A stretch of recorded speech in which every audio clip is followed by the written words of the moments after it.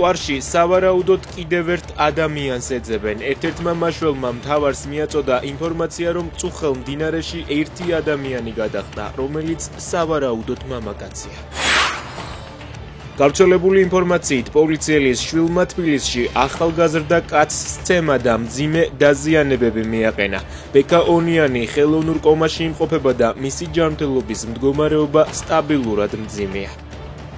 კი, როგორც ინფორმაციები როგორიც გვაქვს, ანუ კი რაღაცა პოლიციელის შვილი, ანუ თვითონ თანამდებობა ადამიანის ვერ გავიგეთ. ოჯახის სიწმინდის დღესთან დაკავშირებით გამართული მსვლელობა დასრულდა. სამადლობელი პარაკლისი სამების საკათედრო ტაძარში აღევლინება. მიხეილ ხუბუტიამ ქალზე ნაჯახით თავდასხმა აღიარა. ზუგდიდში დაბადებული რუსი ბიზნესმენი მოსკოვში დააკავეს. პუტინმა გიგანტი გააღვიძა. მას წარმოდგენა არ აქვს, როგორი ძვირი დაუჯდება ეს. წერს პოლონეთის საგარეო საქმეთა მინისტრი რადისლავ სიკორსკი X-ზე. რუსეთში 40 წელს გადაცილებულ უშვილო კაცებს შესაძლოა გადასახადი დაუწესონ.